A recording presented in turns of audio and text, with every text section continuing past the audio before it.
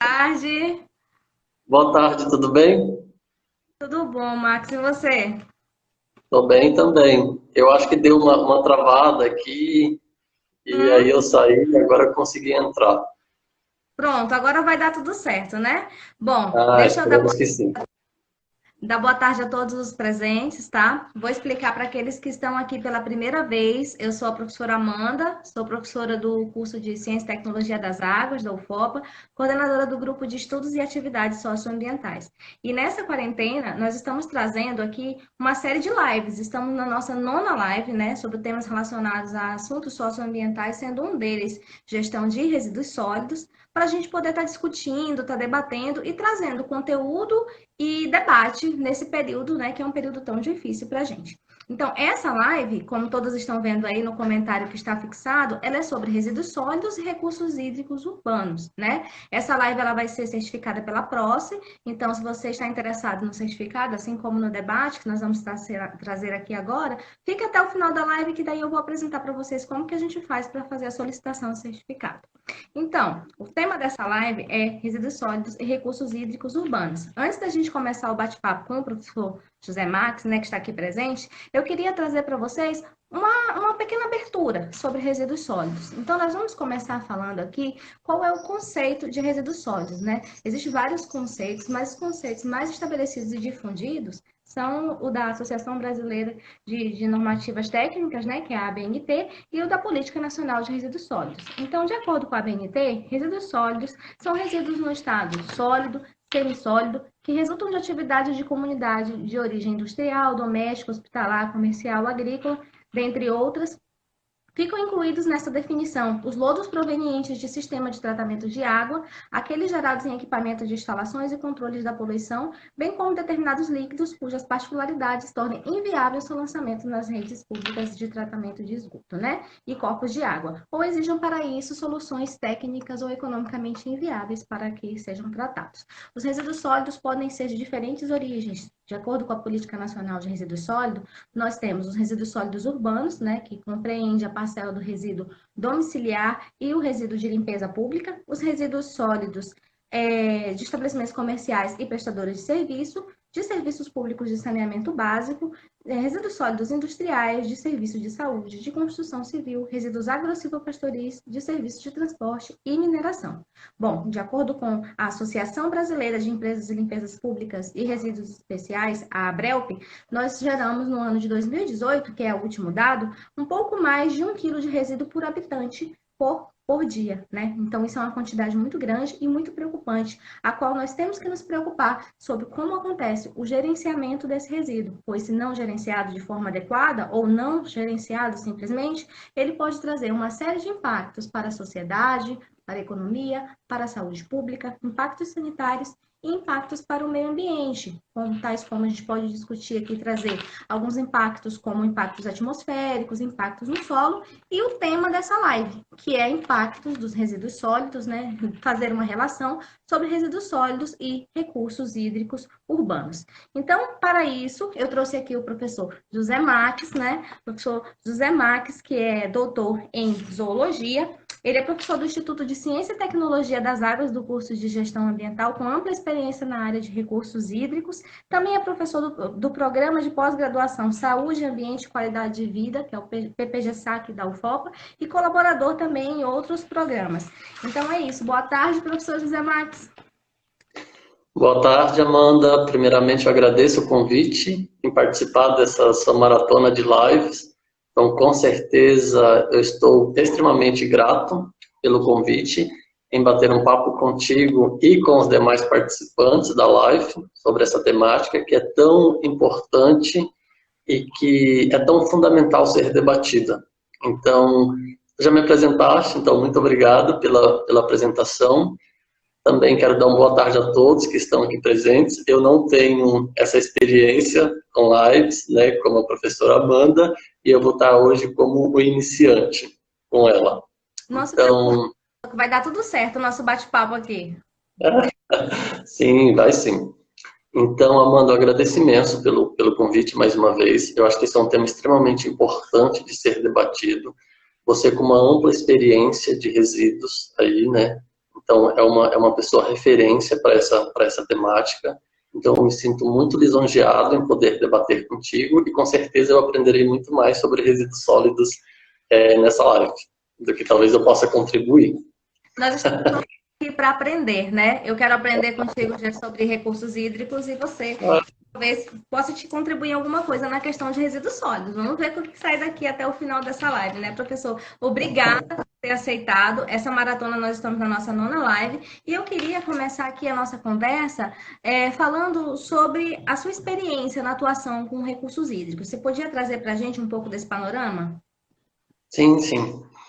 Então, Amanda, eu tenho trabalhado desde a graduação com a parte de ambientes aquáticos, mais especificamente os ambientes aquáticos continentais, ou seja, os ambientes de água doce, né? E mais especificamente ainda os lóticos, os ambientes de água corrente. Então, desde a minha graduação, eu tenho me debruçado a trabalhar a integridade ambiental desses ecossistemas, então, focado principalmente na utilização de índices de integridade física, e no uso de bioindicadores para expressar as alterações que esses ecossistemas têm sofrido aí nas últimas décadas. Então, mais especificamente, eu tenho utilizado os insetos aquáticos como os organismos modelo para responder essas alterações e constantemente nós avaliamos os diferentes usos do solo, os diferentes elementos que afetam esses ecossistemas e, na maioria das vezes, para não se dizer sempre, os resíduos sólidos estão presentes ali. Então, já tem alguns anos que eu venho trabalhando com essa parte de integridade de ecossistemas aquáticos continentais. Então, eu acho que o bate-papo vai ser bem produtivo nesse sentido. Então, na graduação eu trabalhei com essa vertente, no mestrado eu também trabalhei com essa vertente, no doutorado continuei trabalhando com essa vertente. Então, a gente já pode observar aí que o professor tem bastante experiência, né, professor? Para a gente começar a nossa discussão, você poderia dizer para a gente o que são os recursos hídricos urbanos e qual é a importância desses recursos para as cidades e para o ecossistema? Sim, sim. Antes, na verdade, Amanda, de eu falar, tu pode me cortar se eu estiver excedendo o tempo, mas nós sabemos que a população ela tem crescido exorbitantemente. O crescimento populacional tem sido um dos principais fatores que tem pressionado esses ecossistemas, né?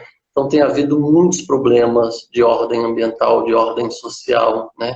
Tem havido muitos problemas relacionados à poluição do ambiente e problemas negativos, né? Alterações negativas. Então, eu acho que ninguém mais sabe melhor do que isso, que é a geração de uma grande quantidade de resíduos, não somente os sólidos, né, os líquidos também, por nós, seres humanos, né, e que estão sendo lançados diretamente nos ecossistemas aquáticos. Os nossos recursos hídricos estão sendo lançados diretamente nos rios, nos igarapés, nos canais, né? Nós sabemos que as águas contaminadas desses ecossistemas trazem uma série de problemas de ordem social, de ordem ambiental, uma série de doenças, né, de veiculação hídrica, doenças bacterianas, né, doenças microbianas emergentes, uma série de outras questões. Um outro item extremamente também importante, e aí tu deixa um dado muito interessante dessa produção de resíduos aí da última estimativa de 2018, é que nós somos bem sábidos que sacos plásticos contendo inúmera quantidade de resíduos são lançados diariamente dentro dos ecossistemas aquáticos. Então, isso é um fator muito triste de se pensar, né? Porque muitas vezes a maioria das alterações que ocorrem tanto no pontual, no ambiente aquático, como nas suas adjacências, são direcionadas para esses ambientes. Então, talvez seja um dos ecossistemas que tem mais sofrido com as ações antrópicas nas últimas décadas aí, né? E é claro que isso tem muito uma relação com ordenamento, com uso e ocupação do solo, que nós sabemos que desde a antiguidade as populações elas começam a se estabelecer ao entorno de um determinado recurso hídrico, né? Mas aí, Amanda, falando um pouquinho sobre a questão do que seriam os recursos hídricos, né? Então, se for falar estritamente o conceito de recurso hídrico, nós estaríamos falando basicamente da quantidade de água superficial, subterrânea, numa determinada área, numa determinada bacia, né, para qualquer uso. É claro que esse conceito, ele, com o passar do tempo, tem evoluído, né? Então, basicamente, hoje se tem que recursos hídricos são basicamente águas destinadas aos usos, de forma geral. Então, quando nós estamos falando de recursos hídricos, nós estamos falando de água, de uma forma geral. E quando nós falamos basicamente de ambientes aquáticos, mais especificamente os ambientes aquáticos continentais, nós estamos falando de ecossistemas, né? Como os rios, os lagos, os igarapés, e nesse caso, ambientes continentais, ecossistemas de água doce, que tem sido a minha vertente, né? Então, os recursos hídricos, isso eu acho que é notório para todo mundo, é de conhecimento para todos, e tem uma profunda importância para o planeta como um todo, né? Envolvendo não apenas os seres humanos, mas todo o ecossistema em si, que dependem dele desses recursos hídricos para a sua sobrevivência, né? Então, os recursos hídricos ele tem uma profunda importância no desenvolvimento econômico, no desenvolvimento social, nas diversas atividades econômicas, de uma forma geral, né? Então, por exemplo, se formos pensar em recurso hídrico, a água, por exemplo, eu acho que de longe o recurso natural mais importante para o vetor de crescimento econômico, social da população, né? Mais importante, por exemplo, para a indução a investimento em determinadas regiões. Então, sendo hoje um diferencial, por exemplo, competitivo, muito essencial para esta ou para aquela determinada área. Então, nota-se, por exemplo, nos dias atuais, não somente os dias atuais, mas há muito tempo, né, que os recursos hídricos, na verdade, são vitais para toda a vida na Terra, para a vida humana, como, por exemplo, o consumo da água potável, o que mais? Para a construção de grandes indústrias, nitidamente a grande importância, ou seja, nós sabemos que as grandes indústrias têm um elevado gasto hídrico, né? E para a agricultura moderna também. Ou seja, a água é importante para tudo que a gente imaginar. É isso mesmo.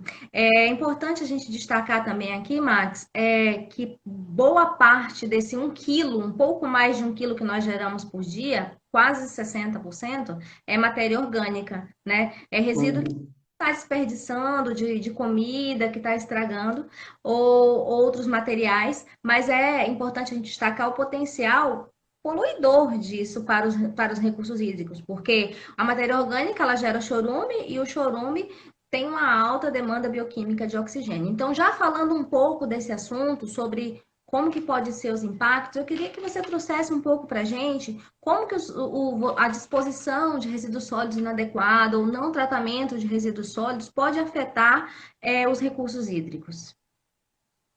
Ok. Essa é uma pergunta um pouco ampla, mas eu vou tentar fazer de uma resposta também bem ampla. E é uma pergunta bem interessante, pertinente, Amanda, principalmente no sentido de que, em algum momento do nosso bate-papo, eu acredito que nós vamos chegar aí no ponto desses resíduos orgânicos, que talvez seja um dos principais problemas dos ambientes aquáticos. Eu estou dizendo aqui dos ambientes aquáticos continentais, mas é claro que também nós temos uma série de problemas também para os ambientes aquáticos marinhos, né? Nós sabemos que eles também têm sofrido drasticamente e isso tem uma relação, né? Isso tem uma relação muito grande dos ecossistemas de água doce com os ecossistemas marinhos. Mas falando nisso, de como os resíduos sólidos podem afetar os recursos hídricos, um fator extremamente importante, se dizer anteriormente a qualquer entrada de resíduo sólido nos ecossistemas aquáticos, é o fator de desmatamento, o fator de vegetação, de mata ciliar no entorno desses ecossistemas.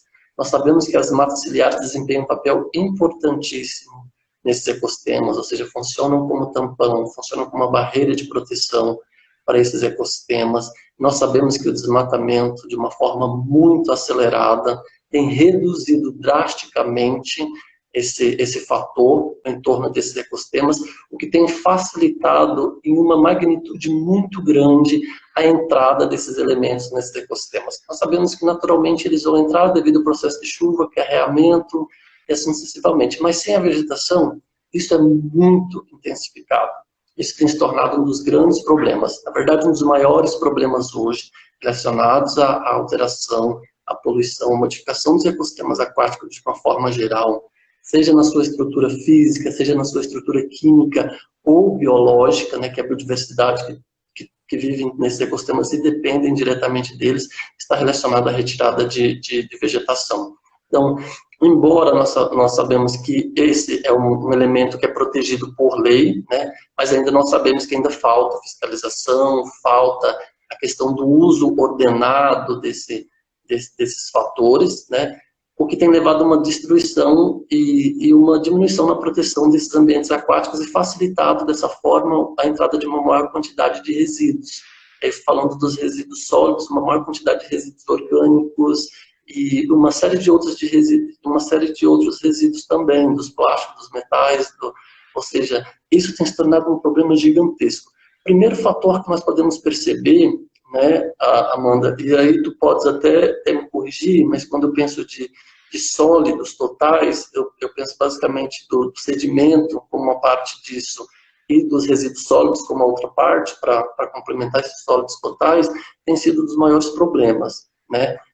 Voltando para sólidos de uma forma geral. Então, a sedimentação tem sido um dos principais problemas, o assoreamento desses ambientes, a mudança da estrutura física desses ecossistemas, ou seja, que consequentemente altera a qualidade da água e altera a dinâmica das populações que ali vivem, né?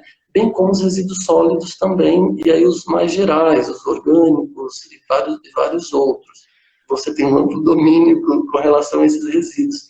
Então, o primeiro fator é de mudança da qualidade da água. Nós sabemos que, por exemplo, uma grande quantidade de matéria orgânica, né, vai ter uma grande quantidade de nutrientes, o crescimento acelerado de uma série de organismos e tem uma série de problemas, por exemplo, a eutrofização, né? Então, o principal fator que nós conseguimos imaginar é a mudança da qualidade da água, né? Então, seria mais um aspecto químico, físico-químico, de uma forma geral. Nós temos uma mudança de uma série de variáveis ambientais nesse ecossistema, seja pH, seja condutividade, turbidez, ou seja, muitas variáveis realmente são alteradas, né? Numa questão física, como eu disse, nós temos uma mudança da estrutura física desse canal, uma mudança do fluxo. Isso também afeta diretamente não somente a parte desse elemento natural da água, como também da biologia dos organismos, né? Então, nós sabemos nitidamente que o descarte inadequado dos resíduos sólidos leva a uma contaminação, com certeza, não somente das águas superficiais, das águas subterrâneas, mas também do ar, do solo, né, como você bem disse no início. Então, de uma forma geral, a disposição de resíduos sólidos, ela vai alterar as características físicas, as características físico-químicas, as características biológicas do meio ambiente, e também vai colocar, é claro, em risco a saúde humana, ou seja, um sério problema também de saúde coletiva, né? Uhum. Eu gosto muito de falar, quando eu estou tratando isso na sala de aula, né, Max, a questão de que toda a alteração da qualidade da água, como você falou, vai alterar, consequentemente, nas características biológicas de qualquer recurso hídrico. Então, se eu estou falando Sim. de um recurso hídrico como o igarapé, por exemplo, a alteração da sua turbidez, né, por meio dos sedimentos, a alteração da temperatura, a alteração da carga, da demanda bioquímica de oxigênio, que muitas vezes isso é incrementado pela deposição de matéria orgânica, tudo isso altera aquele ambiente a quais os animais e os outros os organismos vivos que estavam ali presentes necessitariam para se desenvolver, viver e sobreviver. Então, dependendo do grau de contaminação ou de disposição de resíduos sólidos em um determinado corpo hídrico, a gente pode ter desde a esterilização daquele corpo hídrico, que é a perda total de hábitats de vidas, até a substituição de espécies, né? Porque você acaba mudando o ambiente e não dando condições para alguns organismos sobreviverem, né? Quanto ao impedimento físico, Max, acho que a gente podia destacar aqui também quem nunca passou por um corpo hídrico em uma cidade, no Igarapé, novamente, exemplificando, e não viu lá aquela montoeira de lixo. Aquilo é um impedimento físico, né? O corpo hídrico, ele tem o seu fluxo natural, porque o resíduo não é só orgânico. Eu joguei aqui o dado de quase 60% de resíduo orgânico, mas uma boa parte do parar dentro dos corpos hídricos é plástico, é metal, são polímeros de uma forma geral que não são biodegradáveis e que isso fica lá por anos e anos e anos provocando impedimento físico e alterando também a forma natural daquele recurso hídrico, né? E aí já puxando um pouco para essa questão, Max, com os seus trabalhos voltados para recursos hídricos urbanos, Qual é o tipo de resíduo que se tem mais identificado, assim, que você tem mais visto? Ok, tá. E aí, ainda nesse sentido, Amanda, nós sabemos que os resíduos sólidos podem alcançar níveis tão altos, né, que vão afetar negativamente. Um fator extremamente importante que você colocou é essa questão da esterilização do ambiente, essa questão de substituição de espécies, que é muito comum com relação a essas alterações, né? E aí você tocou num ponto muito importante, que é a questão dos bioindicadores. Porque muitas vezes, em determinado ambiente, pode ter uma grande abundância de um determinado grupo, mas isso não necessariamente significa que esse ambiente está sendo alterado, está preservado. Por quê? Porque basicamente podem ser grupos de organismos que são tolerantes, né, que são resistentes às alterações ambientais, e aí acontece o que você acabou de mencionar, a substituição de espécies que são mais especialistas para espécies que são mais generalistas, que são as espécies mais resistentes. Uhum. E aí, com relação à tua pergunta que tu fala dos resíduos, né, quais são os tipos mais identificados, então, e aí é nessa questão que eu disse que nós talvez iríamos discutir esse ponto da matéria orgânica que você disse.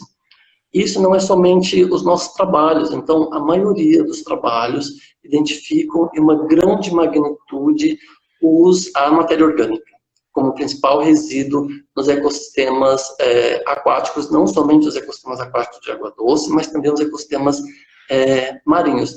E nos ecossistemas de água doce, vamos falar principalmente agora nos ecossistemas urbanos, na maioria dessa matéria orgânica tem vindo uma grande quantidade de madeira mesmo, madeira alóctone que vem das adjacências desses ambientes. Então, esse tem sido, mas não somente.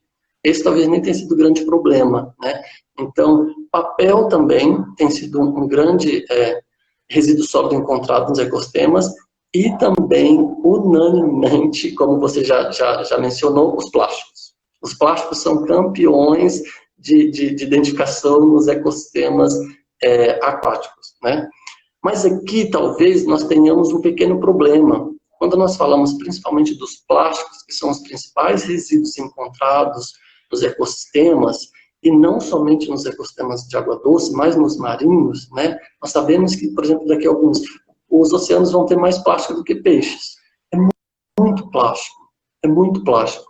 Então, só que nós temos um pequeno problema e quando nós fazemos o levantamento de vários estudos que identificam a presença desse tipo de poluente nos ecossistemas, os estudos são muito mais voltados para os ambientes marinhos. Ou seja, então, há uma grande deficiência ainda nos trabalhos que identificam esse tipo de resíduo nos ambientes de água doce, nos ambientes, por exemplo, de água doce urbanos. E isso é extremamente importante, porque nós sabemos que eles estão em grande quantidade nesses ambientes, né? Devido às populações, às indústrias de uma forma geral, o despejo inadequado desses resíduos, e isso tem sido o quê? De acordo, por exemplo, com alguns estudos voltados para essa temática sobre resíduos plásticos nos oceanos e na água doce, né?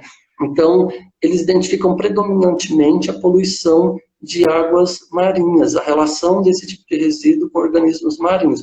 Não, isso não significa que não tenha estudos voltados para a água doce, tem, mas ainda é muito incipiente relacionado aos ambientes de água doce, né? Então, é claro que tem uma série de outros resíduos também que são identificados, resíduos têxteis, né, metais, vidros, couro, borracha. Então, esses são os principais resíduos que são encontrados nos ecossistemas. E aí, quando nós falamos principalmente, Amanda, dos plásticos, um outro grande problema também é que a maioria dos estudos, tanto aqueles voltados para ambientes marinhos como esses para os ambientes de água doce, eles estão focados principalmente nos microplásticos. Não tem uma grande quantidade de estudos voltados para os macroplásticos, ou seja, plásticos acima de 2,5 centímetros, né, como tampas de garrafas, já começam a se enquadrar, então quase não se tem estudos nesse sentido. Mas, sem sombra de dúvidas, os plásticos são quase que um dos campeões presentes nos ecossistemas. É isso mesmo, professor. Eu acho que a matéria orgânica a gente acaba não percebendo muito, e nem o papel, porque entra em rápido processo de decomposição e isso já altera característica química, físico-química daquele ambiente aquático. Então, ao olho nu, isso não é perceptível, mas é impactante para nós passarmos por um corpo hídrico, irmos a uma praia, passarmos por um igarapé urbano, um recurso hídrico urbano e verificarmos a quantidade de resíduo sólido em forma de plástico que tem ali. Eu fui criada em Altamira e Altamira tem vários igarapés que cortam a cidade e vi todos aqueles igarapés passarem por um processo de degradação por resíduo sólido, né? Por resíduo sólido e também por outras formas de degradação. Pensando nessa outra, eu queria comentar também a questão do microplástico, né? A questão da grande quantidade de estudos. Eu acho que recentemente a ciência se tocou que tem o microplástico, e aí todo mundo passou a estudar o microplástico. Inclusive, essa semana eu vi um material que fala que o plástico não se degrada, ele diminui de tamanho em partículas cada vez menores, formando microplástico, né? E já há estudos que falam da presença de microplástico na chuva. Então, nosso recurso, nossa água que cai do céu, ela já está vindo com plástico por causa da presença de microplástico. Então, quem estuda aí a questão da meteorologia, sabe da questão dos compostos orgânicos, da necessidade de material particulado para a formação de chuva, então o plástico já está se tornando um dos materiais particulados para esse processo de formação de chuva, o que é muitíssimo importante, né? Então, essa questão do plástico deve ser cada vez mais discutida, cada vez mais revista, porque o impacto chega a tamanho de que nós já podemos começar a ter microplástico dentro de nós mesmos, dentro do nosso organismo, pela água que bebemos, por tudo que fazemos, né? Então é algo extremamente importante mesmo, voltando essa questão para a gente. Mas pensando aí no impacto urbano, né, nos recursos hídricos urbanos, professor, quais seriam os outros impactos que os recursos hídricos urbanos estão sujeitos? Ok. A gente ainda teria um tempinho de discussão à finalização do microplástico? É? Ok. É como você bem disse, Amanda, esse tema ele tem sido bem discutido atualmente, os microplásticos têm sido bem estudados, então eu particularmente também estou trabalhando com microplástico, e isso foi um trabalho que a gente acabou desenvolvendo durante o meu pós-doc em Portugal, e a minha supervisora trabalhava com essa parte de microplásticos, né? Então, isso tem tomado uma proporção tão grande que nós não imaginamos. Então, vários estudos relatam principalmente a relação desses microplásticos com os organismos, né? Então, tem não somente os microplásticos, tem os nanoplásticos, que são menores ainda. Então, o próprio aerosol, desodorante, é cheio de nanoplástico e tudo. Então, a maioria das pesquisas tem identificado uma alta concentração desses elementos nos organismos, seja no aparelho digestivo, até mesmo na cabeça. Então, eu tenho quase certeza que também breve, ou se já não estamos, nós temos uma alta já índice de contaminação por microplástico. Eu acho que nós diariamente estamos ingerindo microplástico, né, diariamente. E nós sabemos que a maioria dos microplásticos, dos plásticos de uma forma geral, eles vão acabar no oceano. Eu acho que esse é um fator de por que o oceano tem sido mais estudado, através dos rios, né, através dos pequenos corpos d'água que levam. Ou seja, então estudos têm demonstrado que mais de 80% do plástico que chega nesses ambientes aquáticos é através desse escoamento, né? Embora é claro que nós sabemos que também tem um fator de vento, né, tem um fator de deposição direta, mas então veja a importância dos rios para todo esse processo. E, infelizmente, os rios eles não estão sendo ainda tão bem estudados como os ambientes marinhos. E aí, Amanda, falando dessa questão de quais são os possíveis outros impactos, quais são os demais impactos nos recursos hídricos urbanos, eu acho que aí é até uma questão que eu acho que é de grande domínio da sua área, que eu acho que um dos grandes problemas é a falta de tratamento de esgoto, né?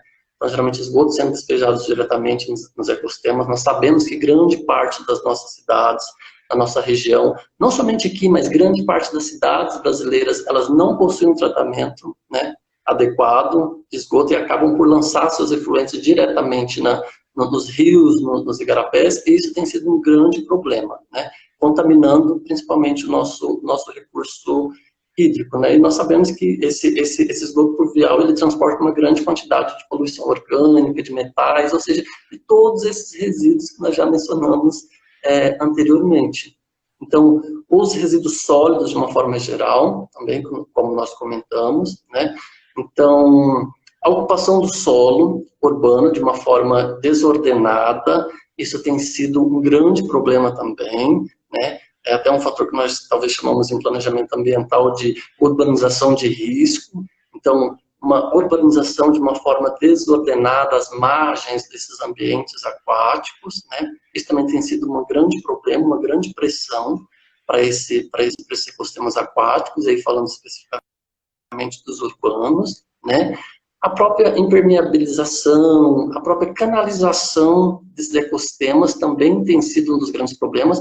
E aí percebam que eu não estou falando especificamente dos, né, que seriam as consequências. Eu estou falando de uma série de ações e talvez de aspectos ambientais que esses ecossistemas estão propícios, né? Porque os impactos ambientais vão ser quase sempre aqueles de perda de biodiversidade, de mudança na qualidade da água, ou seja, a própria esterilização, como tu bem mencionaste. Então, isso tem sido uma das principais outros fatores que têm influenciado esses ecossistemas aquáticos, e principalmente os urbanos, que nós sabemos que sofrem uma pressão, que talvez aqueles que estão mais numa região periurbana ou numa região muito mais rural, que também não estão isentos desses problemas. Né? E é claro que nós temos uma perda considerável também da diversidade aquática, ou uma substituição, né, dessa diversidade.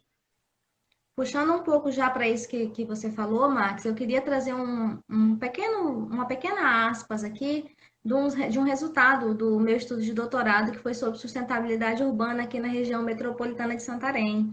E quanto a esses impactos, é tudo isso mesmo que você mencionou. E, na verdade, a maioria dos recursos hídricos, maioria não, todos os recursos hídricos urbanos daqui de Santarém estão com muitos problemas ambientais. E dentre os problemas ambientais mais identificados foram o despejo de resíduos sólidos sem nenhum tipo de tratamento diretamente no corpo hídrico. Mas o que me impactou mais nesse estudo, né, não porque resíduo é algo mais evidente. E a gente ouve alguns recursos hídricos que são um tanto mais conhecidos e mais falados aqui, como o Igarapé-Urumari, por exemplo, mas existem outros recursos hídricos que estão tão comprometidos ou mais do que o Igarapé Urumari, como o Irurá, por exemplo, né? E aí eu queria fazer um destaque aqui para a questão do planejamento urbano, da necessidade de planejamento urbano, porque todos os impactos voltados para os recursos hídricos, as quais eu identifiquei, estavam atrelados diretamente à questão da falta de planejamento urbano e a ocupação do solo. Mas, professor, não era só ocupação irregular. Não era só. Eu não vou citar o nome de nenhum bairro, nenhum empreendimento, mas um dos recursos hídricos com mais problemas identificados foi o Lago do Juá, né? E a gente sabe que naquela região tem tanto ocupação irregular como ocupação regular ou em processo de regularização. Então, aí a gente fala de resíduo sólido, a gente fala de outros impactos como que você bem mencionou, a retirada da mata ciliar, o assoreamento que está diretamente relacionado com a retirada de cobertura vegetal da bacia hidrográfica, que aquele recurso hídrico está, e o processo de erosão do solo, que vai fazendo o quê? O carregamento de material para dentro do corpo hídrico, né? Então, a gente tem esse problema muito estabelecido e a necessidade de planejamento urbano e de planejamento da ocupação do solo como um todo, como fator de, talvez, de responsabilidade quanto à qualidade dos recursos hídricos urbanos, né? E falando um pouco sobre isso, eu queria saber se você tem algum trabalho aqui na região de Santarém, recursos hídricos, qual foi a situação que você já identificou nas suas pesquisas, os igarapés, os recursos hídricos mais degradados? Sim, sim. Nós temos trabalhado com alguns igarapés aqui da área urbana mesmo de Santarém, então nós temos uma série de trabalhos que foram desenvolvidos por alunos do ICTA. Eu não sei se eles estão na sala, o Antônio, a Jéssica, o Railon, o Everton, a Tainã, então todos eles já trabalharam com alguns igarapés urbanos, né? Alguns muito mais voltados para a parte da qualidade da água, da estrutura da vegetação, da integridade física de uma forma geral, outros mais voltados para a questão de bioindicadores, né? As libélulas, e como você bem mencionou, Amanda, não é um cenário bom, nós não temos um cenário bom para os igarapés da nossa região. Nós temos igarapés que estão altamente alterados, estão altamente modificados devido à ação antrópica, né? É claro que, como você bem colocou, alguns muito mais nítido, porque nós conseguimos olhar, chegar lá, olhar e ver. A olho nu, uma série de resíduos sólidos. Mas um grande problema, que você também bem destacou, é a questão daqueles que nós não conseguimos observar, né? Isso tem se tornado um grande problema. Então, é extremamente importante a avaliação desses ecossistemas. Nós não temos boa qualidade para esses ambientes urbanos, né? Isso eu não estou dizendo que os daqui estão ruins e talvez os periurbanos estão melhores. Como você também colocou, existem alguns também que precisam ser estudados e que também não têm uma qualidade tão boa quanto nós imaginamos. Então, os igarapés que nós trabalhamos aqui na área urbana mesmo, se não me engano, são 4 ou 5 igarapés que nós trabalhamos, e um é o do Urumari, né? Alguns outros aí que eu não vou me recordar, se os meninos estiverem no grupo, talvez eles recordem, e que nenhum tinha uma boa qualidade, manda nenhum. Tanto na parte física, química da água, como na parte física mesmo, na condição estrutural desses ambientes, né, como na parte biológica, nos organismos que estão ali presentes. Então, todos eles basicamente tiveram uma mudança drástica, não vou falar redução, porque talvez redução não seja um termo muito adequado para algumas variáveis, né, mas teve uma mudança drástica daquilo que para um ambiente que se espera mais preservado, ou que sofreu o mínimo de alteração possível, né. Então, não é um cenário bom. Não é um cenário muito otimista, né? Mas será que você está em pensei que você tinha travado. Bom, Max, a gente está caminhando assim quase para o final da nossa conversa aqui, nós estamos nos 20 minutos finalizando. Eu acho que é importante a gente destacar aqui também, não apenas responsabilizar, porque muita gente pode pensar, isso é culpa da população que joga resíduo no lugar errado. Não, né? Isso é culpa da falta de um gerenciamento de resíduos e de um planejamento urbano, levando em consideração as peculiaridades da nossa região. Então, nós vivemos na região amazônica, nós temos uma grande bacia hidrográfica, temos o maior aquífero, que é o aquífero Alter do Chão, temos uma grande responsabilidade em cima dessa grande disponibilidade de recursos hídricos, porque há cidades e regiões hoje, como o sul do Brasil, que está passando por grandes secas, então nós temos uma grande quantidade de recursos hídricos e não estamos cuidando de forma correta, né? Um outro aspecto a ser destacado aqui é que a gente está falando bastante de igarapé, mas vale destacar que o nosso lençol freático e o aquífero está com constante ameaça, na medida em que nós não temos um aterro sanitário, que o chorume, né, do aterro controlado vai diretamente, não tem jeito, acaba indo diretamente para o lençol freático e acaba contaminando, e até nós temos um aterro controlado aqui, né, operado como aterro comum, porém, nós temos uma grande quantidade de lixões espalhados por toda a cidade, né, pequenos lixões, áreas de disposição de resíduo, porque isso se forma em função das péssimas condições das ruas de Santarém, da ausência de uma coleta efetiva, e as pessoas acabam eliminando o resíduo da forma mais simplificada que elas encontram. Então, nós temos todo um processo de responsabilidade do sistema gerencial aqui em Santarém, que precisa ser considerada em Santarém e em qualquer lugar, para a gente poder falar dessa questão do tamanho dos impactos nos recursos hídricos aí, para a gente não falar, não, isso é só culpa da população. A população precisa ser trabalhada, né? Porém, o sistema precisa funcionar corretamente para que a população possa fazer também a sua parte, tá? Então, para a gente, estamos encaminhando aqui para finalizar, se alguém tiver alguma pergunta, pode encaminhar aí. Eu vi que tinham algumas, mas infelizmente a gente não consegue acompanhar todas, né? E reescrevam que a partir dessa fala do Railon sobre lixões clandestinos, eu vou estar olhando quais são as perguntas que tem aí para a gente tentar responder. Então, professor José Max, para a gente falar um pouco também, amplificar e aproveitar a sua presença aqui, eu queria que você trouxesse para a gente um pouco da sua experiência com os recursos hídricos rurais. Quais são os principais impactos, né? Porque a gente sabe que grande parte dos recursos hídricos estão também nas áreas rurais de Santarém ou de qualquer cidade no Brasil. Exato, exato.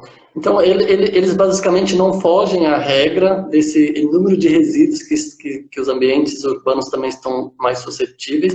É claro, talvez numa menor quantidade, devido à menor densidade, né, populacional, Eu acho que talvez, Amanda, mas isso é uma coisa até que você poderia me ajudar a pensar, e que eu acho que também pode ter um fator que está relacionado a isso, que é o espaçamento rural, né? Talvez por serem regiões mais afastadas das áreas urbanas, talvez não tenha geralmente são regiões mais negligenciadas, que não têm um serviço de gerenciamento de resíduos sólidos tão adequados. Talvez eu imagine nesse sentido, né? Mas também os ecossistemas que estão inseridos em zonas tanto periurbanas como nas zonas rurais, eles sofrem com um grande problema de desmatamento, né? Seja para pastagem, seja para agricultura, de uma forma geral, em larga escala, né? Então, eles têm sofrido principalmente devido ao avanço considerável dessas atividades. É claro que tem uma série de outros fatores que talvez estejam mais relacionados aos ecossistemas aquáticos inseridos nas zonas rurais, que é a questão de talvez pesticidas, né, defensivos que são utilizados. Mas um outro fator que é extremamente importante, que tem afetado os ecossistemas rurais, é a questão da fragmentação da paisagem desses ecossistemas, né, agindo tanto na escala do hábitat como diretamente na possibilidade.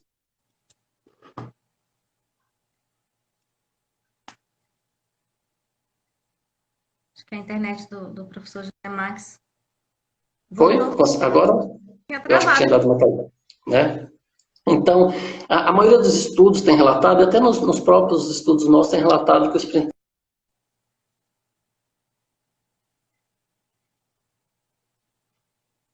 Professor, acho que a internet do professor José Max está travando. Está travando aí, gente? Ou é só para mim?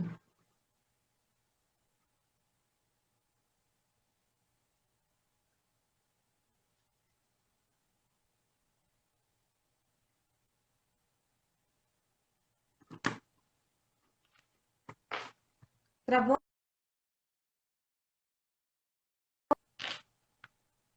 O professor José Max caiu. Vamos chamar ele novamente aqui.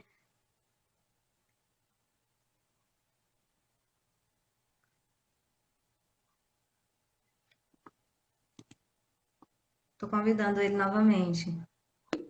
Oi, Amanda, tá ouvindo? Estamos. Travou. Na verdade, nem a internet, é o celular que tá travando.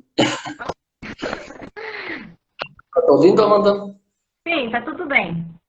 Tá. Então, os principais resíduos que são identificados nesses ecossistemas, nas regiões, na zona mais rural, têm sido principalmente os resíduos de cozinha, de jardins, de galpões de gado, os resíduos de agricultura, de uma forma geral, né?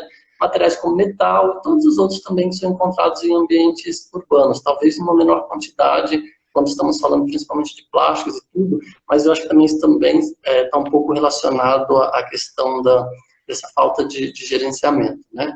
Então, claro, também tem um fator de fertilizantes, pesticidas, né, resíduos de animais de fazendas, de operações que levam nutrientes, levam patógenos para esses ecossistemas, né, tais como bactérias, vírus, né, nos nossos ecossistemas mais inseridos nas regiões, nas zonas rurais. Então, acho que esses têm sido os principais resíduos que são identificados nessas zonas.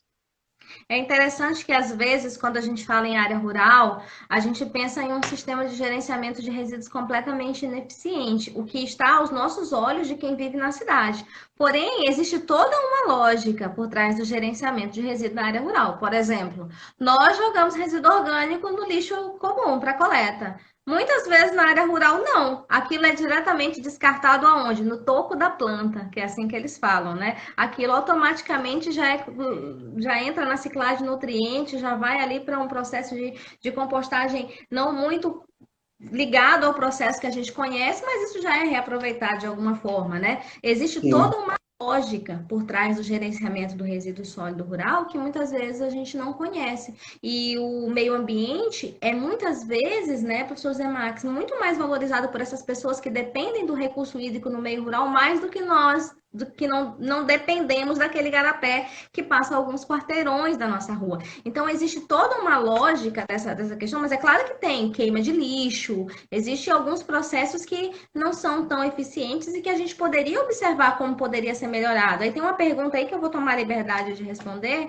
como poderia ser feito a gestão de resíduos sólidos em área de várzea? Então, primeiro, mais 60% do nosso resíduo é orgânico, então tudo isso pode ser compostável e aproveitado na produção, nas hortaliças, no jardim, seja como for. A outra parte, boa parte é reciclável. Então, a gente pode estar guardando, armazenando para tentar reverter isso em algum tipo de renda, como, por exemplo, o alumínio, o vidro, né? E o que não der para aproveitar, precisa de um sistema de coleta que traga isso para a cidade ou de pequenos lixões, ou lixões não, desculpa, pequenos aterros sanitários, pequenas áreas de disposição final, para que esse resíduo seja condicionado e disposto de forma adequada. Então, a gente precisa pensar em um sistema integrado de gestão que integre o campo e a cidade ao mesmo tempo. E aqui na nossa região, onde nós vivemos em áreas de rios, isso é mais desafiador ainda, mas não significa que não precisa ser feito, e sim que a gente tem que olhar com um pouco mais de carinho para identificar como que a gente vai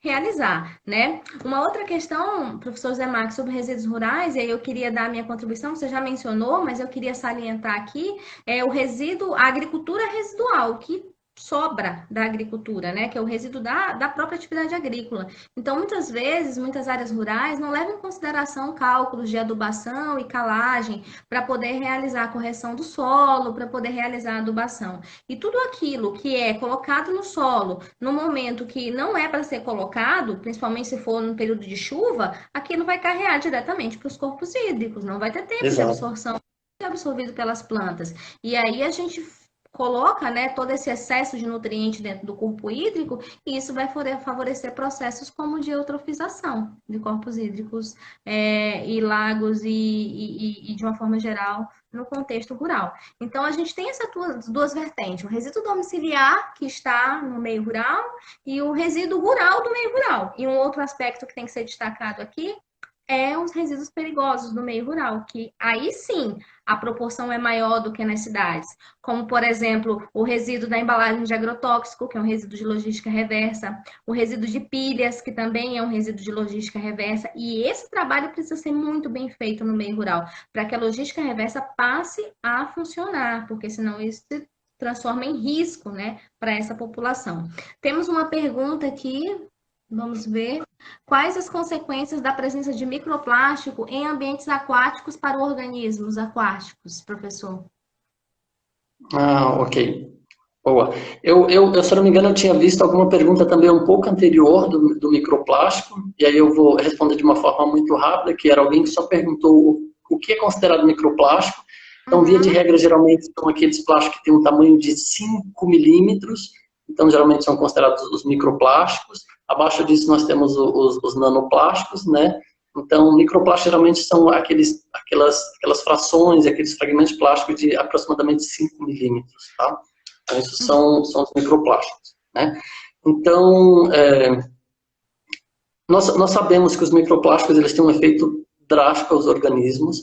Nós também, vários estudos têm demonstrado que há uma transferência de microplástico através da cadeia alimentar. Então, esse é um grande problema também, porque além de afetar diretamente os organismos de uma forma negativa, seja no seu metabolismo, seja na sua fisiologia, seja na sua morfologia, no seu comportamento, também é um grande problema de o quê?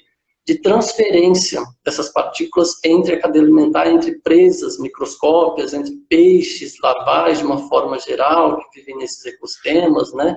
Então, interfere no crescimento. Então, basicamente, o microplástico tem interferido no crescimento dos organismos aquáticos de uma forma negativa, né? E é óbvio que tem a questão dos patógenos, muitas vezes esses plásticos podem estar contaminados, e tem um fator, por exemplo, de doenças para os organismos, mas via de regra basicamente afeta quase todos os sistemas. Como eu mencionei anteriormente, existe uma série de estudos que identificam inclusive a presença de microplástico nas guerras dos peixes, na cabeça, no trato digestivo. É claro que no trato digestivo é onde tem a maior concentração né? Mas nas guerras também tem, porque é onde eles têm um processo de troca, e isso também é assimilado, mas via de regra, basicamente, o que acontece é essa questão do problema de afetar a própria fisiologia, a própria morfologia desse organismo, de uma forma muito geral.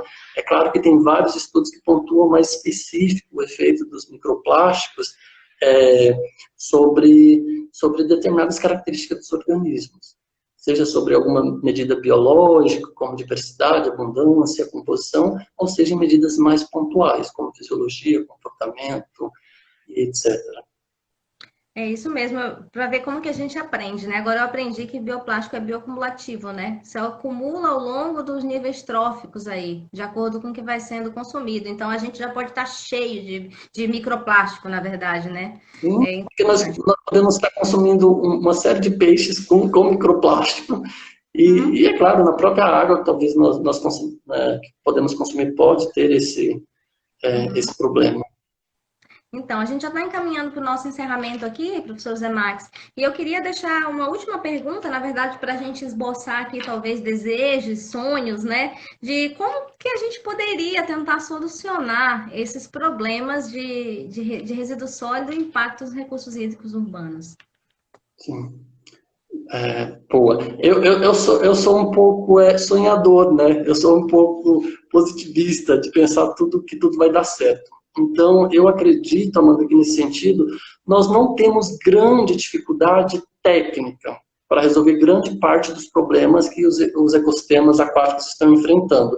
Eu acho que dificuldade técnica nós não temos muitas. Então, nós temos uma série de soluções são propostas e que nós temos pessoas capacitadas, qualificadas para executarem essas técnicas que possam reduzir esses problemas nesses ambientes.